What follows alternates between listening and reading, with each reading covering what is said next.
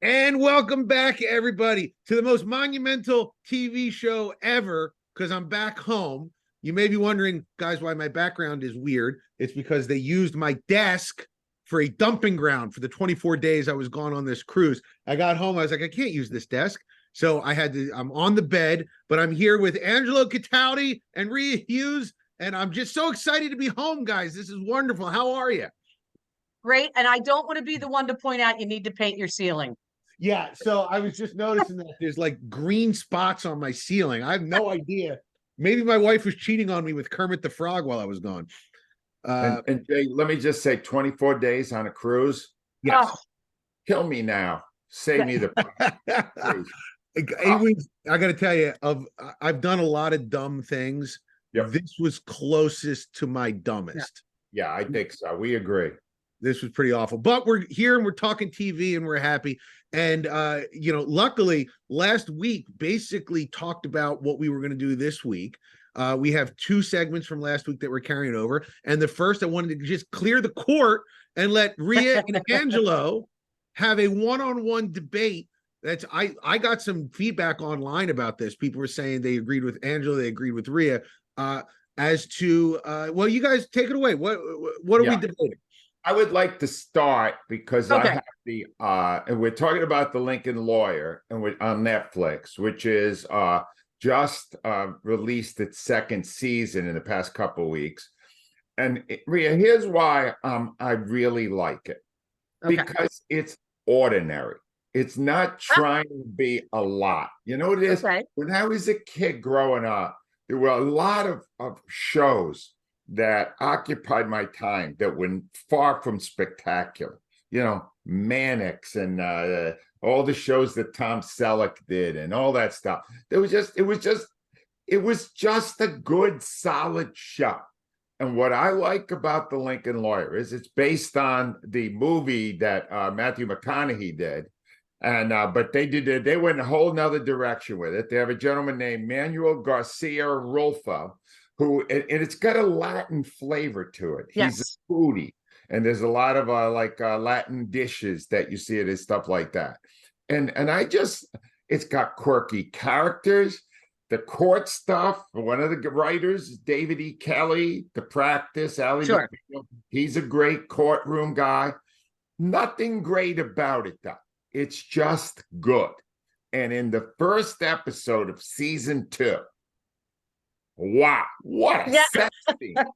What a sex scene in season 2, episode 1. Shocking. That's why you thought it was so great. It was a good sex scene. And for all of that, I recommend The Lincoln Lawyer. Well, and see, here's where Angelo's mistaken. It's not that I'm not recommending it. My premise was that it was not as good as Lincoln Lawyer 1. Now, it is based on the original one with Matthew McConaughey. And by the way, the guy who plays Mickey fills those shoes very well. Yeah. And it's also based on the Michael Connelly books, which I've read all 26, 28, however many he's had. I mean, I'm a massive fan of Michael Connelly. I love season 1. I thought season 1 presented all kinds of different characters. I loved Mickey, Lorna, ex-wife number 1. No, she's number 2. She's number 2. And I love those characters. I thought season 2 just wasn't as good for a couple of reasons. I love Cisco, his investigator. The whole biker scene thing that he was doing was just, it didn't work for me. I didn't like that kind of got, incorporated into it. So I didn't like that. I know you're referencing the sex scene, and it was a very hot sex scene. After that, I thought they had zero chemistry together. Yeah, that's very Mickey and Lee. Okay, so we agree on that. Because they shouldn't have slept together. It wasn't the same after. Oh, so they sleep together, and then all of a sudden she gets accused of murder, and and he's got to defend her, so he can't sleep with her anymore. And you would have thought they would have been really upset by it. She appeared more upset by it than he was, because he was also sleeping with ex-wife number 1. Yeah, Nev Campbell. But she's really good in it. Here's the thing. I'm declaring Rhea the winner because there was one thing in this season 2 that drove me to distraction. Okay. And David E. Kelly is known for this. You're a writer yourself, Jack. All right. David E. Kelly, in every single court thing he does, and how many has he done? A dozen of these? Oh at least? God, I so mean, many. at least. David E. Kelly, the judge is always irritated and Yes. always saying, okay, but you're on a real short leash. Oh my God. You're on thin ice. All You're right, on thin ice. get to the point, counselor. And this judge does it, Jay, for like 6 or 7 episodes. And by the end, you know what I'm screaming by the end? No, don't hurry. They have 10 episodes to fill. The least you need to do is hurry. You got to milk 3 more episodes out of this law case. Here's where they also made a mistake. So apparently Nev Campbell got cast to star in a different Michael Connelly show. Oh. So that's why all of a sudden, abruptly, Jay, in the middle of the series, they sleep together. You know, ex-wife number one, Nev Campbell, and Mickey sleep together. And it's great because they do have good chemistry. Yeah. Sure. I really think they do. The next morning they wake up, her bags are packed. I can't handle you anymore. I'm going to San Diego. I'm like, where did that come from? And then we found out she was booked in another show, so they write her out. Because I've also read the books, I know, like, I'm not going to give any spoilers, but the ex-husband of Lisa, the person who's accused of murder, is a big part of the theme. And the way it all came together for Mickey Holler when he's walking down on the beach and all of a sudden the light bulb goes on. I'm like, it was so patently unbelievable that here's what I'll tell you what was great. Elliot, the old lawyer played by Elliot Golding. Oh, he is good. But no, he is so Elliot perfect in every Gould. scene he's in. Is it Elliot Gould? Old Elliot Elliot Gould. I'm sorry, I'm mixing him up with the singer. Elliot Gould. I love Elliot Gould. Rhea, I was just delighted he's still alive. Yeah. Elliot Gould is up there with Henry Winkler when you explain to people to young people that in the 70s these were sex symbols. Oh, they just glaze over. They go, how is that possible? Like, yeah. It's like Elliot Gould was once a sexy leading man, and they're like, impossible. But I don't want to tell people not to watch it. I would like to revise my recommendation. Do not. The Lincoln Lawyer, actually, now that I've heard Rhea this, it's kind of stinks. But just go to season 2, episode 1, and just fast forward to the sex scene. It's really good. I disagree with this. Again, the premise was I didn't think it was good as season 1, but it's certainly bingeable and you will enjoy it. Yeah, it is. Yeah, it's okay. So two quick points about this debate. My wife walked by, heard that if you're a lawyer defending somebody, you can't sleep with them, and immediately went to law school. So she wants to defend me so that she can stay away.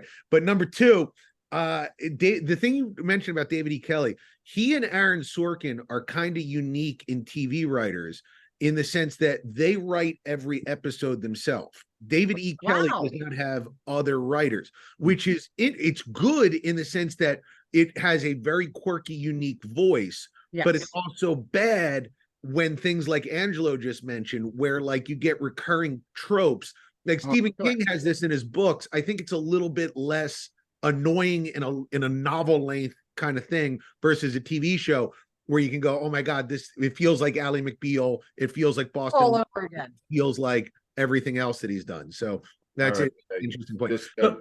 Jay, continue on, but go quicker. You're on a short leash. I'm warning you now. You're on very thin ice, counselor.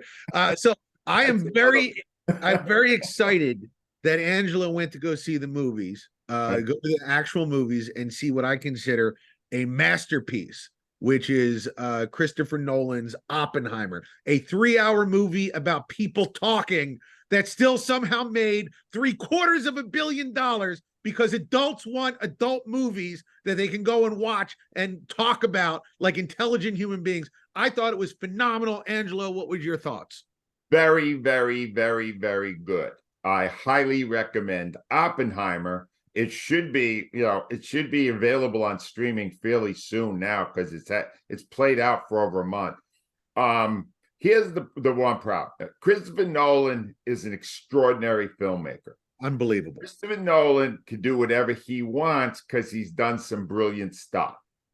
because he can't, he has the power to make a 3-hour movie.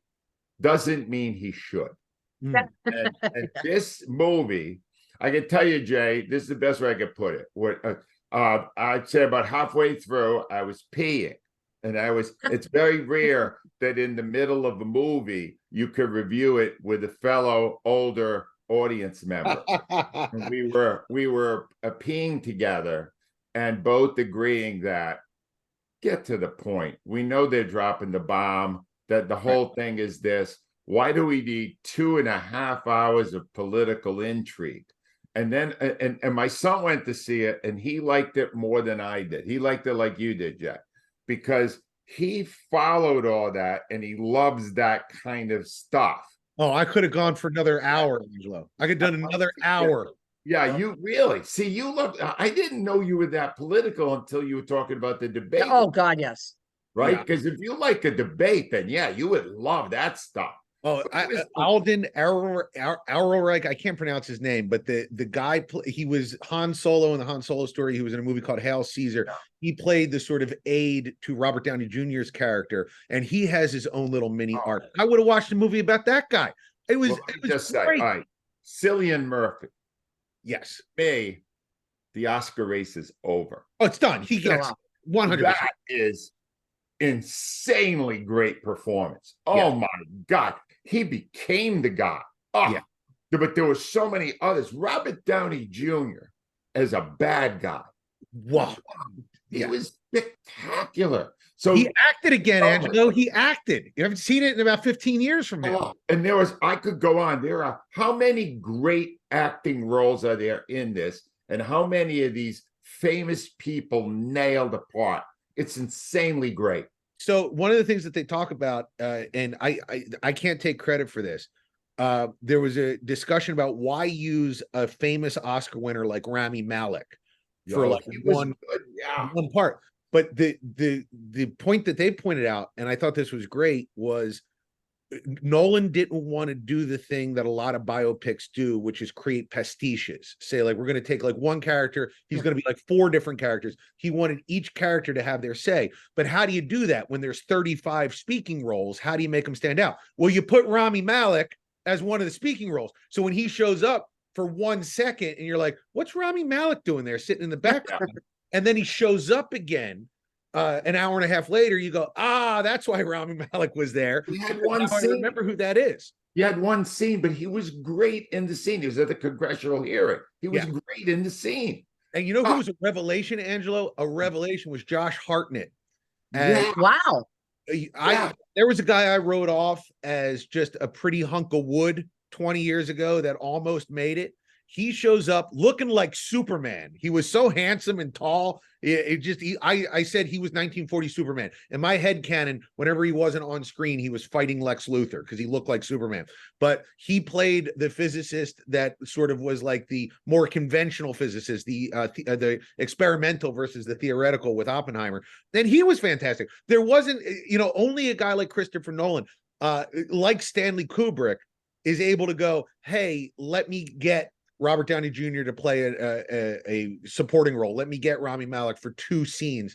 And it all worked. If there's a 5-hour cut of this, sign me up. I'm going. I loved it. Angelo, I think the one problem was when you were in the bathroom, with the other old audience member, he was also thinking the same thing. Just drop the bomb so we can get out of here. One last question. When you're in a men's room, you don't use the term drop the bomb. You don't want to do that. That's all I heard for the next 5 minutes. Before we move on to British Corner, Angela, just one last question. One of the more controversial scenes that a lot of people either found laughable or gratuitous, but I actually found to be quite moving once you saw why he did that, was the Florence Pugh sex scene. There's 2 of them. One a more conventional sex scene, one a more symbolic sex scene, sort of exposing how he must have felt to talk about it in front of his wife. What did you think of the Florence Pugh sex scene? Did you find it funny or gratuitous, or like I did, very well done? I found it extremely gratuitous, and I was in favor of it. ask him about a sex scene, it's always going to be thumbs up. That's fair point. Fair point, Rhea. That's on the me. thumb wasn't the only thing that was up. Angela's been drinking some of Rhea's wine today. You're I'll drink to making this that. too easy. I forgot what this was like when we worked together. All right, Rhea, before we get canceled, let's move on to British Quarter. What do you got for us this week? Okay. So I may have reviewed the Chelsea Detective way back when we started. I'm not sure. I mean, we've been doing this, believe it or not, guys, for almost a year. And next week. Next week is our year anniversary. next week.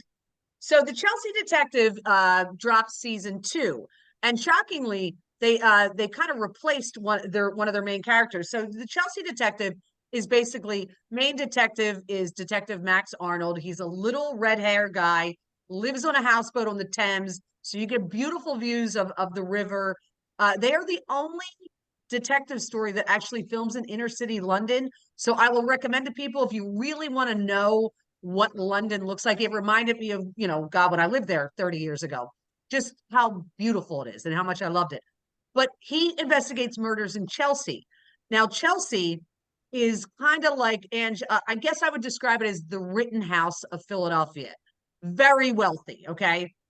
So the the mysteries are, art gallery, a therapist. And so I've described to you before, mysteries are like cozy mysteries where they're just kind of a little bit of humor, very like, this is a little bit step above. But I view this, I have certain shows that I will not watch when I'm making dinner and eating dinner. This is a mystery show you can watch while you're making and eating dinner. It's a standard issue police procedural. And he doesn't have any other quirks, the detective. He's very good at his job, other than that he lives on a houseboat and he rides a bike to work. I like it. They're all self-contained. It's available on Acorn via Prime. So some, days you're just kind of looking for something light, British mystery. The Chelsea Detective is entertaining, a little bit of humor, but the mysteries are good and I enjoy it. Would it be fair to say, Rhea, that it's like the USA Network's Blue Skies TV of the mid 2000s, like the Suits and the Burn Notice. Burn Notice is a little bit more violent, but it's just it's enjoyable. It's just something you're gonna just enjoy. Like I said, I pop the Chelsea Detective on when I'm making dinner because I know there's not any blood spatter or anything like that. And I like the characters. The main guy is played by Adrian Scarborough. He's very well known in England. He had a role in Les Mis, so he's acted in some films. Very good. And they replaced the female detective, who I really liked, with a new detective. Her name is, hold on, I wrote it down here. Detective Priya was replaced this year by Detective Layla Walsh, Vanessa M. And I actually think they did a good job in replacing, which doesn't always happen. And I haven't not liked it because they replaced her. All right. So that's the Chelsea Detective on Acorn. Acorn via Prime. And what do you got for us this week for Teen Corner, Rhea? Teen Corner is great. So Saturday, Clark's with his dad, and he calls me. Now, Jay, you know this. You have teenagers. They never call. They just text. So he called me. So he answered the phone. I go, hey, buddy, what's up? Hey, can I have the Prime password? That was it. He wanted to talk to me. No, hello. But he was ready to watch a show that I wanted. I told him I was getting ready to tell him I wanted to watch The Shelter on Prime. It's a Harlan Coben, the famous novelist who also does a lot of shows. But this is aimed at teens. He actually brought his daughter in, his 15-year-old daughter, to help him aim it at teenagers. It's really good. The kid who stars in it is Jaden Michael, plays Mickey Bolitar. Jaden Michael, people might remember, he starred in the movie that was made about Colin Kaepernick. He was like a younger Colin Kaepernick. All right. He's really good. So the story is, I believe he's living in California with his parents. They're in a car accident. He and his parents, his father dies. He's sent to live in New Jersey with his aunt while his mother's in rehab. And there's some crazy Batwoman who lives, the Bat Lady, but lives in like this goth house down the street.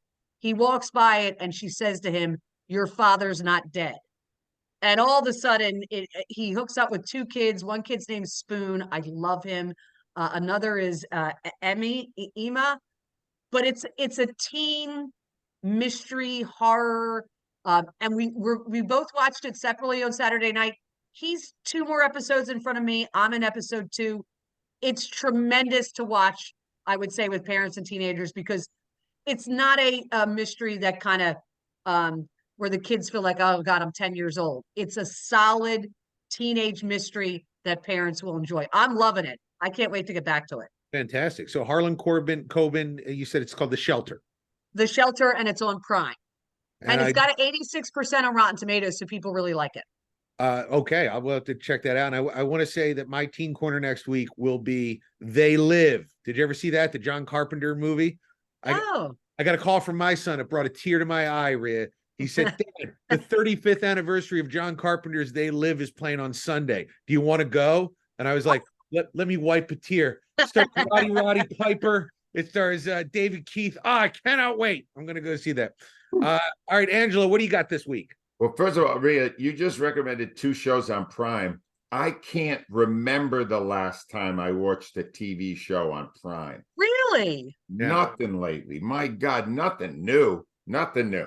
But I said when Jay started this podcast that I just wanted a place when I saw something that blew my mind where I could tell people about it. And I got it this week. Oh my God. And I hope you watch it, Jay, because I was so blown away by it. I said, Jay, you got to check it out. I'm going to be watching it tonight. I just got back in. So it's on Max, and it is called BS High. And BS High, okay. Stand for what BS usually stands for, or Bay Sycamore High School, a fake school. Yes. This is a fake school that actually played a football game against a very good high school team called IGA. I remember this. On network television, Right. ESPN. Yep. It's one of the biggest cons in the history of sports television. The school that was, there is no school representing the vagabond team of people that are not eligible to play high school, or 20 or 21 years old, or were rejects from other programs, or had all sorts of bad stories attached to them. This is a phenomenal profile of a guy who is completely out of control, including in front of the cameras from the documentary. It is done by a gentleman named Trayvon Free. He's the filmmaker, and this thing is something. This is the first hour. Trayvon Free, I read an actual interview he did, and he framed the documentary the way Roy Johnson did his work. And that is, for the first hour, he kind of shows you how charming the guy is. Oh, wow. He is, how he manipulates. And then the last half hour, you find out a lot of dark stuff about Roy Johnson. And by the end, you can't stand the guy. We talked about this when we were on the air. I remember you were just blown away by the story. I couldn't believe. There's 2 other things I need to mention. One is the thing that this reminded me of, the famous documentary on Showtime, The Jinx, where Robert Durst had the mic in when he went into the men's room and basically confessed. Yes, and he said he murdered. Yeah. This guy is as incriminated in the final 10 minutes of this documentary as Robert Durst was in The Jinx. And I just got one negative on it. It's a big negative. The big omission in this great documentary is they never probe nor hold accountable ESPN. ESPN never gets held accountable. That's true. They put a game on their international network from a team that actually represented no school. And they should have been held more accountable than they were. But otherwise, it's riveting. The last half hour is golden television. It'll blow your mind how great it is. I'm watching it today. I will let you know via text. It's on Max. All right, hold on, guys. I want you to say hi. Come here. I got to say, Clark's going to swim. Clark's here. Hi, Clark.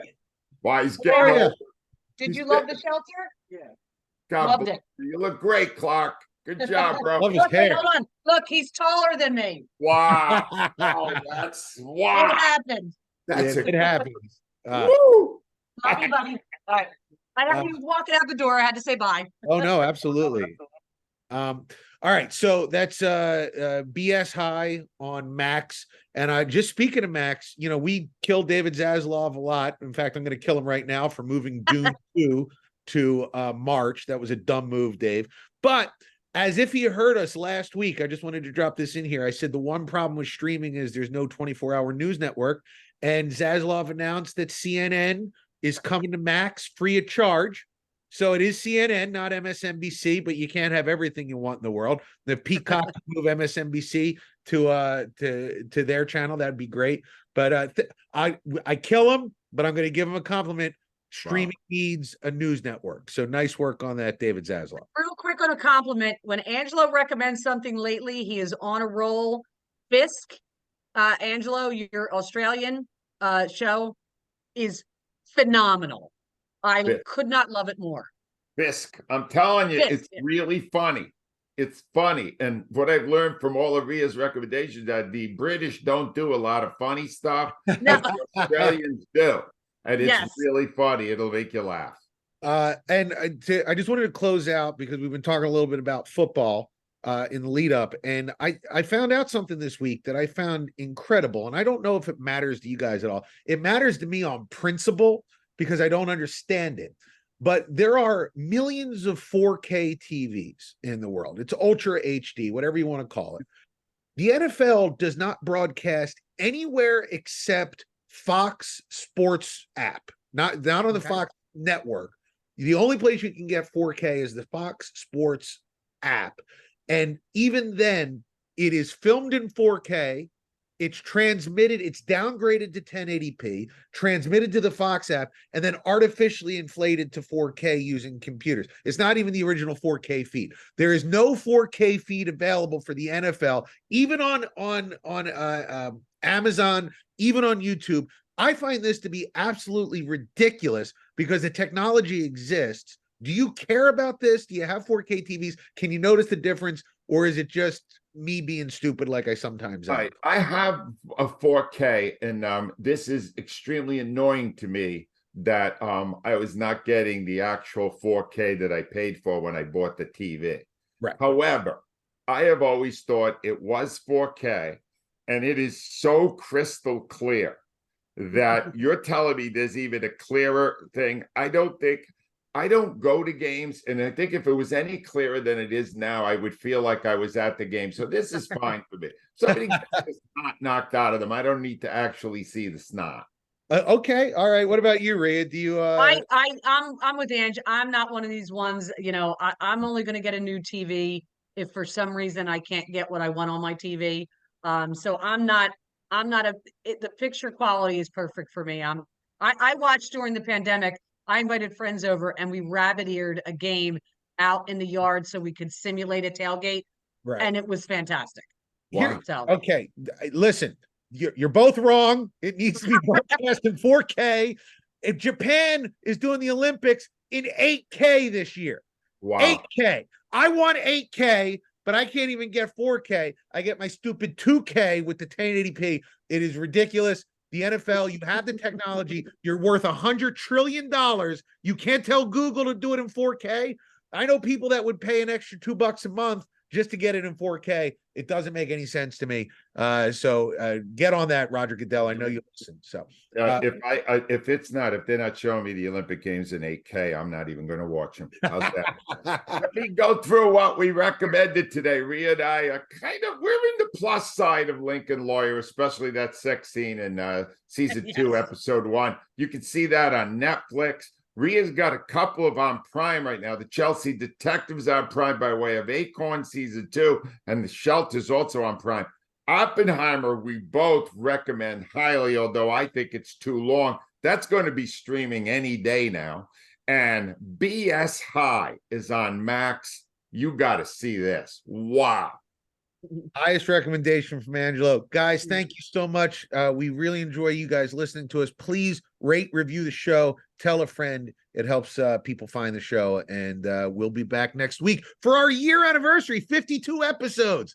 So, guys, thanks for joining me. As always, it's great.